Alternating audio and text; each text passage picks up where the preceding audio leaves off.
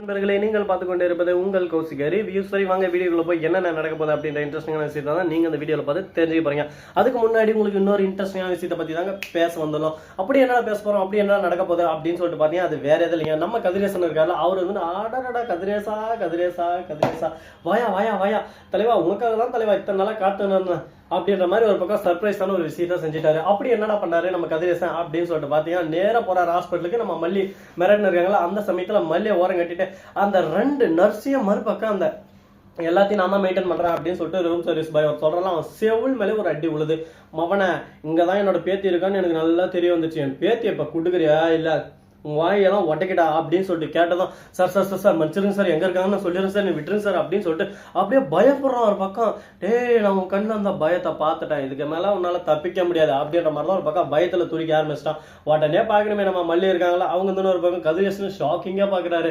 உடனே அப்படியே அவன் சபல் மேல 4 வைக்க அவன் வந்து ஒரு பக்கம் வெண்பா எங்க இருக்கா அப்படின்ற உண்மை சொல்லிடுறான். உடனே நம்ம மல்லி போய் அழகா வெண்பாவை தூக்கின்னு வராங்க. தூக்கின்னு வந்து ஒரு பக்கம் நிக்காக்கு நம்ம தீபிகா வந்து அப்படியே சும்மா மீடியாவெல்லாம் ஒரு பக்கம் வர வச்சுறாங்க. இந்த மாதிரி இந்த 2 திருட்டு நாய்ங்க மட்டும் இல்லாம ஊருக்குள்ள நிறைய பேர் சுத்தின்னு இருக்காங்க.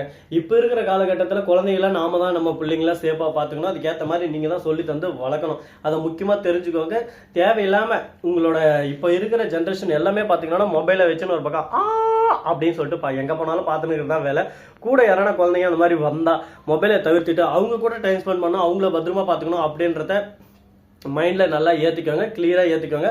அதுதான் ஒரு முக்கியமான அம்சம், அதுதான் ஒரு முக்கியமான விஷயமாவும் கூட இருக்கும். சரி, இந்த மாதிரி எல்லாம் ஒரு பக்கம் போயின்னு இருக்கும்போது மறுபக்கம் என்ன நடக்குது அப்படின்னு சொல்லிட்டு பாத்தீங்கன்னா நம்ம வெண்பா குட்டி இருக்காங்களா, அவங்க என்ன பண்ணாங்க அப்படின்னு சொல்லிட்டு பாத்தீங்கன்னா ஆள ஆரம்பிச்சாங்க. ஒவ்வொன்று அந்த இடத்துல வெண்பாவும் பேசணும்னு சொல்லிட்டு தீபிகா கிட்ட சொல்லிட்டு அந்த இடத்துல பேசுறாங்க. இந்த மாதிரி நாங்க ரொம்ப கஷ்டப்படுத்தோம், இது மாதிரி பெற்றோர் இருக்கும்போது யாரும் குழந்தைங்க எல்லாம் பெற்றோர் விட்டு வேற எங்கேயும் போகாதீங்க, எனக்கு பிரச்சனை இல்லை, ஆனா எங்களுக்கு சாப்பாடு போட்டு எங்களை ரொம்ப நல்லாவே பார்த்துனாங்க, எங்களை அனுபவிக்கிற வரையும் அந்த இது. ஆனால் நாங்கள் போயிட்டு முன்னாடி எங்ககிட்ட இருந்து எந்த உறுப்பும் அவங்க வந்து எடுப்பாங்கன்னு சொல்லிட்டு மற்றவங்களுக்கு சேல்ஸ் பண்ணுறது எங்களுக்கு தெரியாது. அதனால யாராக இருந்தாலும் சரி சேஃபாக இருந்துக்கோங்க, கரெக்டாக இருந்துக்கோங்க அப்படின்னு சொல்லிட்டு வெண்பா சொல்லிட்டு அங்கேருந்து போயிடுறாங்க. நம்ம தீபிகா ஒரு பக்கம் அப்படியே சும்மா டக்குன்னு பெருமையெல்லாம் ஒரு பக்கம் பீத்தின்னு இருக்காங்க. அவங்க தான் இப்போ எல்லாத்தையும் பிடிச்ச மாதிரி. ஆனால் அந்த இடத்துல உண்மையும் சொல்லிடுறாங்க. இது முழுக்க காரணம் மல்லி தான்.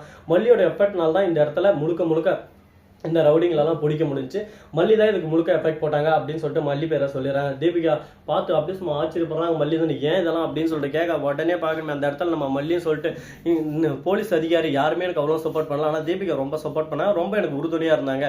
அவங்களோட சப்போர்ட் உறுதுணை இது எல்லாமே தான் நான் கண்டுபிடிக்கிறதுக்கு ஒரு வாய்ப்பாக அமைச்சு. இது எல்லாமே தீபிகா தான் சேரும் அப்படின்னு சொல்லிட்டு சொல்லிடுறாங்க. ஒரு பக்கம் சந்தோஷமா இருக்கா. தீபக் அந்த இடத்துக்கு வர தீபக் வந்து தீபிகா கை கொடுத்து ரொம்ப சந்தோஷமா இருக்கு, இந்த மாதிரி தான் நான் பார்க்கணும்னு ஆசைப்பட்டேன், அது நிறைவேறுச்சு அப்படின்னு சொல்ல ஐசும் ஒரு பக்கம் சந்தோஷப்பட ஆரம்பிக்க. அம்மா டிவியில வராங்க, அம்மா டிவியில வராங்கன்னு சொல்லிட்டு ரொம்ப சந்தோஷமா இருக்காங்க. ஆனந்தம் ஒரு பக்கம் அதிகமாயிட்டு போயினே இருக்கு. இதுக்கப்புறம் அந்த ஆனந்தம் நீடிக்கணும், யாருக்காகவும் எதுக்காகவும் அந்த ஆனந்தம் உடையக்கூடாது அப்படின்னு சொல்லிட்டு ஒரு ஆசையில் இருக்காங்க. இந்த ஆசை நிறைவேறுமா, நிறைவேறதா, இன்னும் என்னென்னலாம் நடக்க போகுது அப்படின்ற நிறைய கேள்விகள் ஒரு பக்கம் மனசுக்குள்ள ஓடிக்கிட்டு தான் இருக்கும். அந்த கேள்விகளுக்கான பதில் கிடைக்குமா கிடைக்காதான்னு சொல்லிட்டு பொறுத்து வந்து பார்க்கலாம். சரி, இந்த மாதிரியெல்லாம் ஒரு பக்கம் போயிட்டு இருந்தாலும் அதே சமயத்துல மறுபக்கம் என்ன நடக்குது அப்படின்னு சொல்லிட்டு பாத்தீங்கன்னா நம்ம விஜய் இருக்கார்ல, அவருங்க ஒரு பக்கம் கால் அடிபட்டு வீட்லயே ஒரு பக்கம் இருந்துகிட்டு என்னத்த பண்ண என்னத்த சொல்ல அப்படின்னு சொல்லிட்டு ஃபீல் பண்ணிட்டு எங்க போறது என்ன பண்றதுன்னு சொல்லிட்டு தெரியாம வேதனையில துடிச்சுன்னு இருக்காங்க. துடிச்சுன்னு இருக்காரு. என்னடா நம்ம தலைவனுக்கு இப்படி ஒரு கஷ்டம், இப்படி ஒரு நஷ்டம், இப்படி ஒரு துக்கம், இப்படி ஒரு துயரம், பாவம் வாழ்க்கையில எந்த ஒரு சுகத்தையும் அனுபவிக்காம இந்த மாதிரி ஒரு பக்கம் ஃபீல் பண்ணிட்டு இருக்காரு அப்படின்னு சொல்லிட்டு பாத்தீங்கன்னா என்னங்க பண்றது, நடக்கிறதா நடக்கும். அதே சமயத்துல எல்லாமே நடந்துருச்சு, இப்போ வந்து வரப்போறாங்க அப்படின்ற விஷயமும் தெரிய வந்துருச்சு. ரொம்ப சந்தோஷமா இருக்கு, மனசுக்கு ஆறுதலாவும் இருக்கு. நம்ம ஜெயிச்சுட்டோம் மாறா, நம்ம ஜெயிச்சுட்டோம் அப்படின்னு சொல்லிட்டு ஆனந்தத்துல துள்ளி குதிச்சு விளையாடிட்டு இருக்காங்க. அப்படி என்னடா ஜெயிச்சாங்க, அப்படி என்னடா பண்ணாங்க அப்படின்னு சொல்லிட்டு பாத்தீங்கன்னா வெண்பா கிடைச்சிட்டா அப்படின்னு சொல்லிட்டு விஜய்க்கு நியூஸ் வருது. விஜய் ரொம்ப சந்தோஷப்பட்டு கீழே போலான்னு போறாரு. அந்த சமயத்துல ராஜேஸ்வரி 2-3 ஆளால கூட்டிட்டு உன் பொண்ணு கிடைச்சிட்டா நீ அடுத்த செகண்ட்ல என்ன பண்ணுவ ஏது பண்ணுவோன்னு தெரியும், அதனாலதான் உன் பொண்ணு கிடைச்சானா இப்ப உன்னை கடத்த போறோம் அப்படின்னு சொல்லிட்டு அந்த ஆளுங்களெல்லாம் ஒரு பக்கம் கூட்டிட்டு அழைச்சிட்டு வராங்க.